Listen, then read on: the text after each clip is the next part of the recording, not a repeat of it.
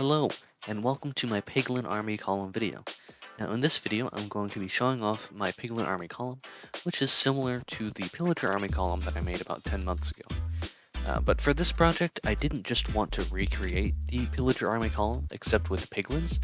I actually wanted to also make various improvements on the design that would make it more interesting as well as easier to control.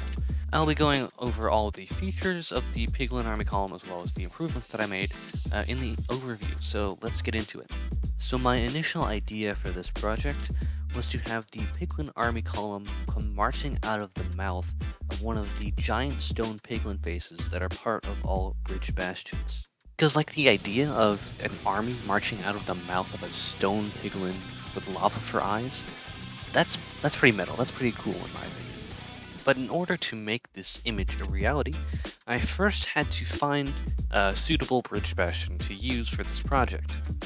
This was obviously the best bridge bastion that I could find, but even then, as you can see, there was still a lot of work that I had to do. There were a lot of trees in the way that I had to get rid of.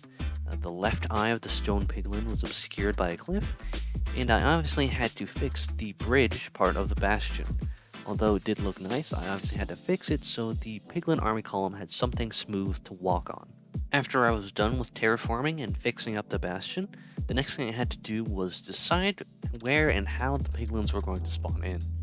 In the end, I settled on placing down the spawning armor stands behind the actual bastion on this bridge I built out of invisible blocks.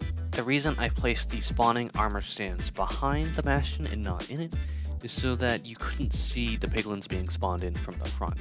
I could make the armor stands invisible so you couldn't see them actually sitting inside the bastion, but you would still be able to see the piglins being spawned in.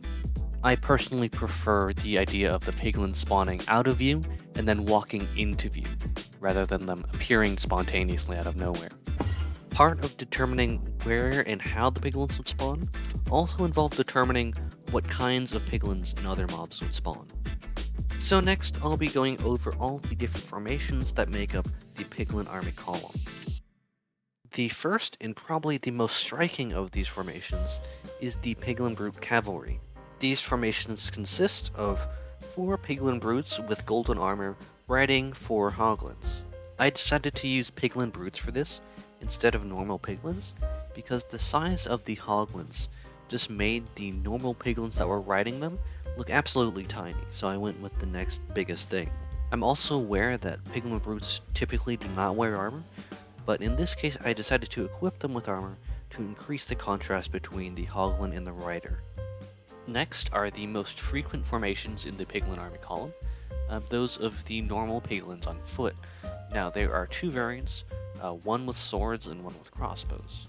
Other than their weapons, I decided not to give them any other equipment, and all the armor that you see them wearing now is what they naturally spawned with. I decided not to give them all armor because I figured that Piglin civilization isn't really in a state to be able to equip all their soldiers with full suits of armor, since most of their structures are in ruins, and I also just wanted to go for more of a rugged look. In the final product, per formation there are only 2 ranks of 6 piglins, or 12 piglins in total, but in earlier versions I did have 3 ranks of piglins per formation, or 18 piglins, but this proved to be too many piglins and caused a lot of lag, so I was forced to cut it down to just 2 ranks of 6. The next most common are the Hoglin supply formations. Now for this formation I wanted it to represent sort of logistics and supplies within the Piglin Army Column, and the logic here is that the piglins could either use the Hoglins as mounts, or they could kill them and use their food as rations. It consists of 4 Hoglins and 4 piglins. All the piglins are equipped with crossbows except for the leader, which has a sword. Another sort of supply and logistics element in the Piglin Army Column are these mounted striders. The formation consists of 6 riders as well as the 6 piglins riding them. All the piglins are equipped with crossbows except for the leader, who has a warped fungus on a stick to lead the entire formation around. These striders could probably be used for transportation or just for carrying supplies, but I'm sure an army of piglins could use striders in different ways too. In addition to their mounted counterparts, Piglin brutes on foot are also present in the Piglin Army Column. Their formation is pretty self-explanatory. just 4 Piglin brutes. The last formation in the Piglin army column are these Piglin escorts on either side of the column. I wanted to have something on either side of the column, like the horsemen from the Pillager army column video. Unfortunately, Hoglins were too big and Striders were too slow, so I decided to go with these Piglin escorts, the idea being that they act sort of as sentries with their crossbows at the ready to alert the rest of the column of any danger. Now that I've gone over all of the Piglin army column's basic features, let's get into some of the improvements that I made over the original Pillager army column's design. The main problem with the original mechanism is that you cannot simply just start it. The pillagers have to be spawned in a very specific way to ensure that there is a 3-block gap between every formation. So every time you want to run the original mechanism, you would have to spawn in the pillagers manually in a very specific order, or you could do what I've done and spawn them in once and then make a copy of that world every time you want to run the mechanism. But who wants to keep a copy of a world just so you can run one mechanism?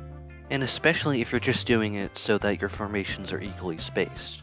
This new mechanism preserves the spacing by determining how far back to spawn new formations based on the size of the previously spawned formation. In short, with this new mechanism, you won't have to manually spawn in pillagers in a specific order or keep a spare copy of the world. All you have to do is run one command and the system will automatically spawn in subsequent formations with perfect spacing between them. With spawning formations in a specific order no longer necessary, I decided to randomize which formations are spawned. With the old system, the Pillager army was only slightly randomized.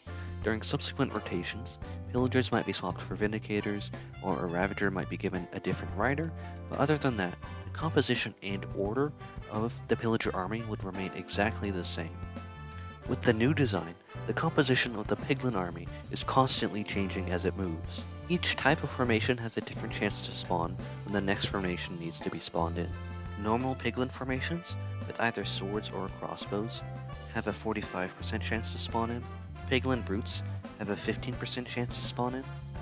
Hoglin supply formations also have a 15% chance of spawning in. Piglin brutes riding Hoglins have a 10% chance of spawning in. And lastly, Striders also have a 15% chance of spawning in. Although this randomization often adds a good bit of variety to the Piglin army column, sometimes the system decides to spawn in the same formation multiple times despite the odds against that possibility. For instance, here the system decided to spawn in 7 Hoglin supply formations in a row, which is a bit too much.